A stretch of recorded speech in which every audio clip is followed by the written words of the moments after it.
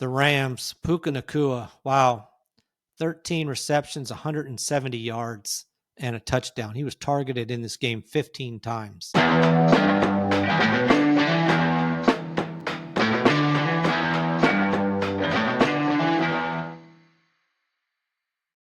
Welcome to this episode of Just the Stats NFL, the show that covers the NFL statistical leaders from the all-time greats to the current players leading the NFL.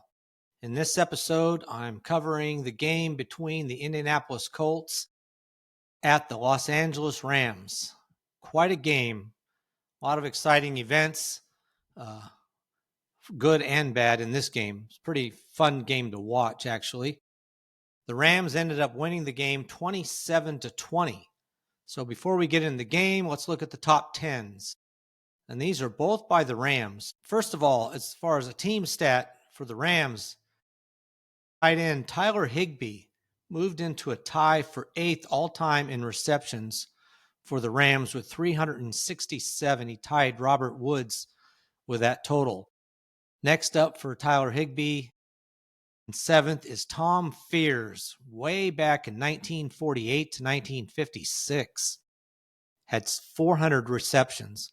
One of the few players or people that you'll see as far as receivers go that's still on a top 10 list for any football team. Pretty impressive. I mean, it goes back that far. So still up there, ranked number 7 right now. Isaac Bruce has the lead quite a ways ahead, number 1 with 942 receptions. Next top 10, Matthew Stafford continues to move up the list in passing categories, and in this one, passing TDs. He needed 2 to tie Kurt Warner, 3 to pass him for 7th place, actually for 6th place all time for the Los Angeles Rams, and he did it. He had 3 touchdown passes in this game. So now he has 103. Kurt Warner has 102. Next up, believe it or not, in 5th is Jared Goff, who is now chasing Stafford's records in Detroit.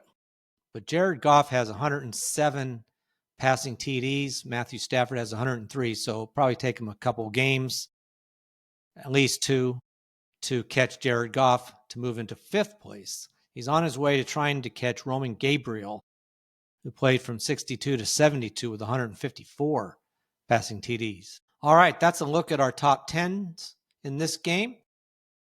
Let's check out the game overall. This was really quite a game. For a while, the Colts really seemed to have this game in check. They were doing quite well and got the first touchdown in the second quarter of this game.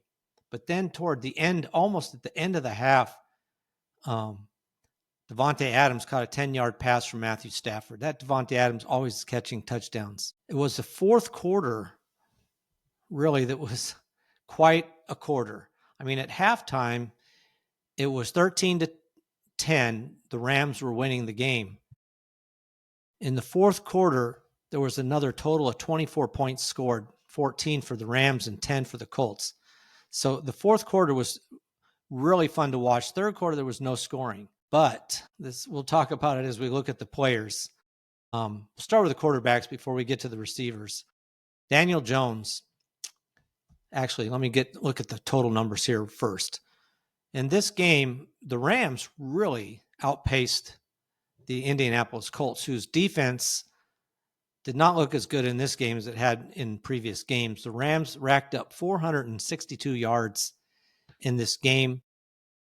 The Colts had 333 themselves, so not too bad there either. Neither team, the Rams did have 102 yards net rushing, only 85 for the Colts. Now, one of the problems the Colts had in this game were turnovers. Jones had not thrown an interception. He threw 2 in this game, and they had 11 penalties for 88 yards in this game, and they had 2 fumbles, one of which they lost. So a lot of mistakes in this game that they hadn't had previously. And, could be for any reason. One is just the idea that you're not going to go every game without a turnover, mistakes, that type of thing. Plus, they went all the way across country. That could be a couple of reasons. But also in this game, in third down efficiency, neither team was good at all. 4 for 12. They were both 4 for 12 for 33%. Now, Colts did go for it once on fourth down and made it, while the Rams went for it on fourth down twice, made it one time. In time of possession, it was sort of close. Indianapolis had it a little over 28 minutes, and the Rams had it a little less than 32 minutes. All right, let's look at the quarterbacks. Daniel Jones, probably not his best game compared to some of those he'd already had. He still threw for a decent amount of yards. He was 24 completions on 33 attempts for 262 yards. Did throw for yards per average of 7.9, had one touchdown, but he did have those 2 interceptions. He had a long pass of 75 yards, which we'll talk about at this point, should have been a touchdown. Adonai Mitchell really made a nice move, got away from the defenders. It was not that long of a pass that Jones threw out to Mitchell. He caught it. He got away from the defenders, went down the sideline. As he's going into the end zone, he decides a little showboating. He's going to stick the ball out, and before he crosses into the end zone, he loses control of the ball. The ball goes out of the end of the end zone as a touchback. So instead of being a touchdown, it's a 75-yard pass. It was a killer. That's 7 points for sure. And it doesn't mean necessarily that the Colts would have won, but they would have went up by 2 touchdowns at that point, or at least 10 points, I guess, one of the two, 10 points maybe. So they would have definitely had the lead. And I think it would have been actually 2 touchdowns, 24, well, I guess 11 points, but they would have definitely been up by 2 scores. And yet, because of that play, it cost him. And it cost him again because Adonai Mitchell, he was just completely distraught that he had hurt his team in that way. Later on in the game, he has a penalty, a key penalty against him that cost the team as well. I don't think he, by this time, had still gotten over the fact that he had fumbled away that pass. But that was a huge play that was a complete turnaround, going from 7 points, and instead the Rams come down and score 7 points. So it's a 14-point turnaround. It was really a pivotal point in the game. Like I said, it doesn't guarantee that the Colts were going to win, but it sure would have made it more difficult for the Rams to make a comeback. That's for sure. All right. So anyway, Daniel Jones ends up with a quarterback rating of 80.6. Now for the Rams, Matthew Stafford, big game, 29 completions on 41 attempts for 375 yards, average 9.1 yards an attempt, 3 touchdowns. One was an 88-yard touchdown bomb. The guy was wide open. He was so fast. It was an impressive, huge play. They had gotten the ball back after the Colts punted it down to I believe it was the 12-yard line. Yeah, the 12-yard line. Pinned them down tight. Very first play, it's a bomb by Stafford to Jatarius Atwell for 88 yards and a touchdown.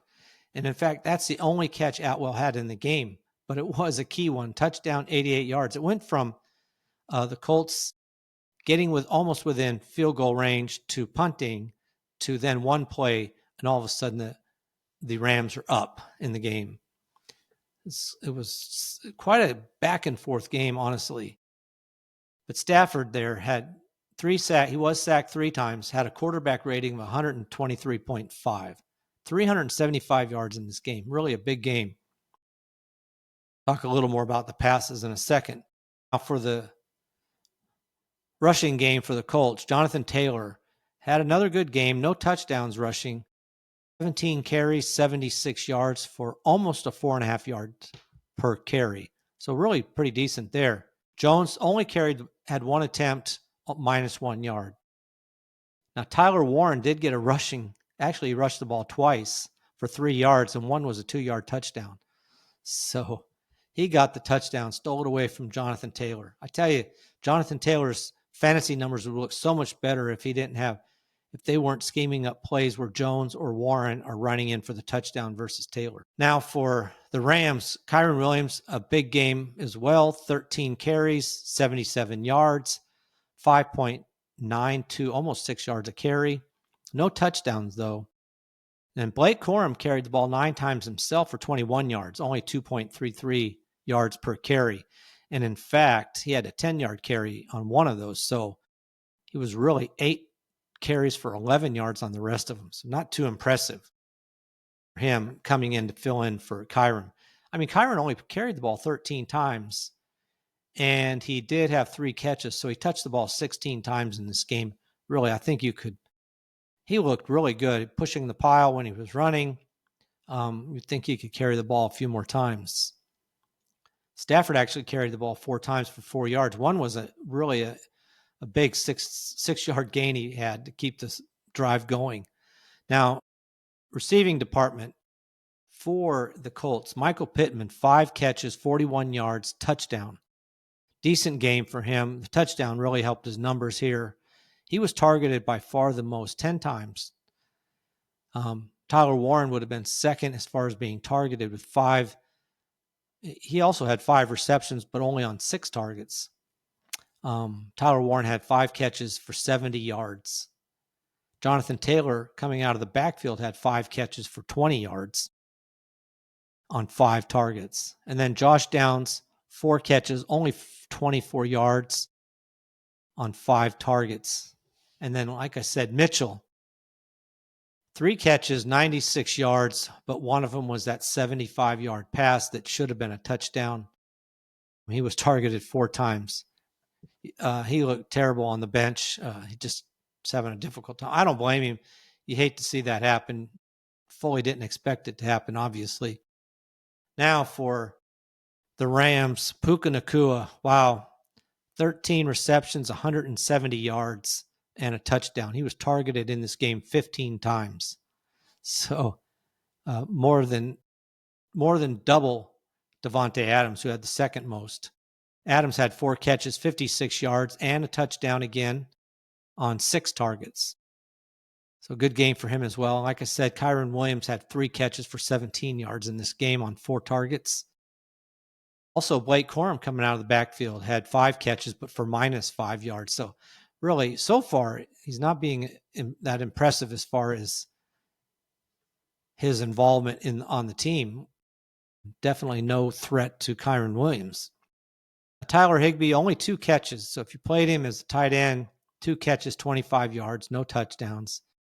He was targeted 5 times, though, in the game, just only had the 2 receptions. Those are the main receivers in this game. Like I said, Atwell had the 1 catch in the game for 88 yards. It was a huge, important touchdown bomb.